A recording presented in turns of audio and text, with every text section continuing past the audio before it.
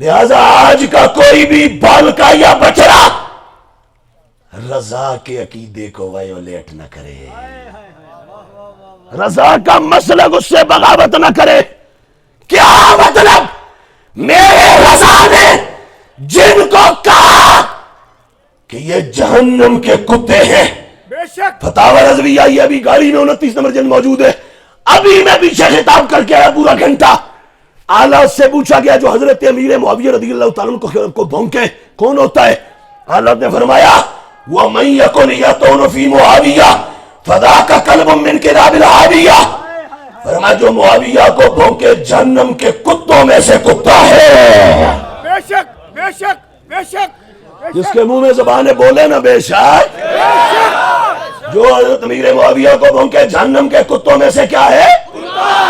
کتا ہے۔ اب میں تمہیں دکھاتا ہوں بھونکنے والا، ابھی میں تمہیں دکھاتا ہوں کون ہے۔ سب کو پتہ ہے یا علماء کو، پنڈی کا حنیف قریشی نہیں بھونکا وہ حضرت امیر معاویہ کو؟ بولو، بار بار بھونکا۔ جو بیان اس کے میں یہاں بولوں وہ کہتے ہیں نو ڈیمانڈ معاویہ، نتھنگ معاویہ، نو معاویہ۔ معاویہ کا معنی ہے بھونکتا کتا۔ یہ حنیف قریشی کا بیان ریکارڈ پر موجود ہے، اور وہ گستاخ صحابہ پیر کا مرید ہے۔ اب میں کہہ سکتا ہوں میرا درد ہے، یہ کوئی پہنچا سکے تو پہنچاؤ، میں نام لے رہا ہوں، سعد حسین رضوی تک بھی پہنچاؤ، انس رضوی تک بھی پہنچاؤ۔ جس حنیف ٹیرے نے امیر معاویہ کو بھونکا، ابو بکر کی افضلیت کا انکار کیا، ابو بکر کی جلالت کا انکار کیا، خلافت بلا فصل کا انکار کیا، وہ تیرا جو حضرت امیر معاویہ کا گستاخ، صحابہ کا گستاخ، جس کو خادم رضوی نے مینار پاکستان پہ کہا تھا دور دور کتے ہو مالکنوں پہ گئے ہو۔ یہ جب خادم صاحب نے کہا تھا، میں اس کا پس منظر بتاؤں، ان دنوں حنیف قریشی نے جہنم کے جلسے میں گستاخی کی تھی حضرت امیر معاویہ کی، اس کے جواب میں کروڑوں سلام خادم رضوی کی عظمت کا۔ سنو کروڑوں سلام۔ اس نے مینار پاکستان پر عالمی لیول کے جلسے میں کہا، اس نے کہا کتے تو کیا سمجھا تجھے لگام ڈالنے والا کوئی نہیں ہے؟ انہوں نے کہا دور دور کتے ہو مالکنوں پہ گئے ہو۔ اب میرا سوال ہے، میرا درد ہے، میرا درد ہے، میرا نام لے کے بیان کر دو، ہمارا درد ہے، خدا کی قسم ہمارا درد ہے۔ ہمیں سمجھاؤ اس تیرے سے جفا سعد رضوی نے کیوں مارا؟ اس تیرے سے جفا انس رضوی نے کیوں مارا؟ امام احمد رضا کا فتویٰ کیوں نہیں یاد رہا؟ جو سنی بیٹھے ایسے کر کے بولے۔ یہ ہمارا سوال ہے، اس کو پہنچاؤ، جو یہاں بیٹھا ہے وہ ان تک پہنچائے اور ان سے بات کرے۔ انہیں کہو ہمیں یہ جو سیاستیں چل رہی ہیں نا یہ ملک میں نے زندگی میں نہ اس سیاست کا کبھی ووٹ ڈالا نہ کبھی ڈالوں گا، ہم اس سیاست کو مانتے ہی نہیں۔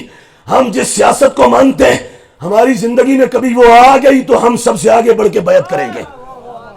ہمارے الیکشن لڑو 1000 بار کے بعد پھر بھی تمہارا نتیجہ صفر ہوگا۔ وجہ جب یہود و نصارہ کا سسٹم ہوگا۔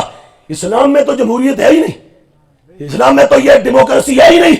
ڈیموکریٹک سسٹم مغرب کا اور ویسٹرن ورلڈ کا دیا ہوا ہے۔ اسلام کہتا ہے خلافت کو، جمہوریت بتاؤں کیا ہے؟ ایک طرف حضرت جیسا سلجھا ہوا بندہ، ان کو بھی چھوڑ دے، 50 سال پڑھانے والا شیخ الحدیث صاحب کھڑا کر دو الیکشن میں، مقابلے میں کنٹوٹا آپ شرابی کبابی کھڑا کر دو، نتیجہ کیا ہوگا؟ وہ 50 سال والے شیخ الحدیث صاحب ہار جائیں گے، یہ جیت جائے گا۔ یہ ہے جمہوریت۔ اسلام اس کو مانتا ہی نہیں۔ اسلام کیا کہتا ہے؟ اسلام کہتا ہے اساں بندیاں جو ووٹ نہیں کرانے، اساں بندیاں دا وزن ویکھنا ہے، اساں بندیاں دا وزن ویکھنا ہے۔ کیویں؟ اسلام کہتا ہے اوپر سے نیچے تک ریاست میں دیکھو، جو اس منصب کا حال ہے اس کی بیعت کر کے اس کو سیٹ پہ بٹھا دو، اس کو بٹھا دو۔ کیسے؟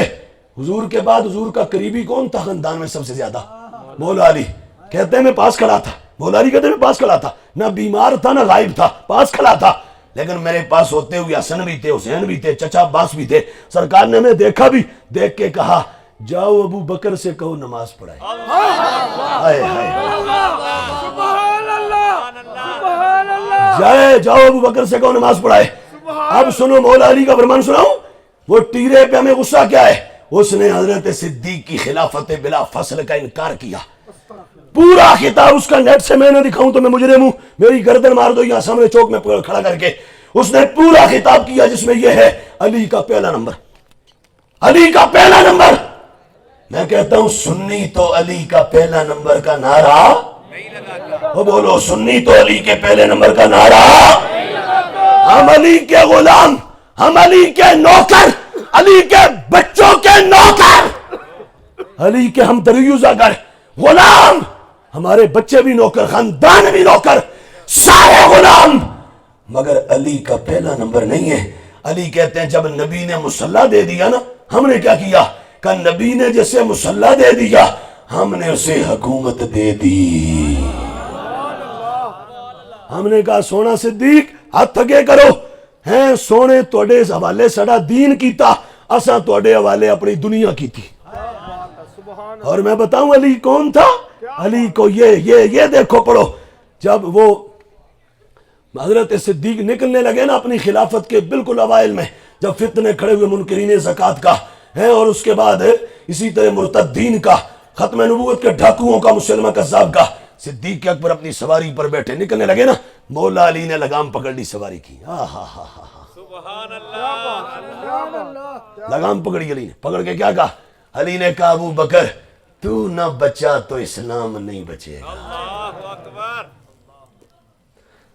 اور لفظ جو وہاں پر ہے میں وہ اگر ان کا ترجمہ کروں وہ یہ ہے, علی نے کہا ابو بکر تو نہ رہا تو قیامت تک اسلام کا کچھ نہیں بچے گا. ابو بکر تو یہاں بیٹھ, میدان میں لڑنے کے لیے علی موجود ہے.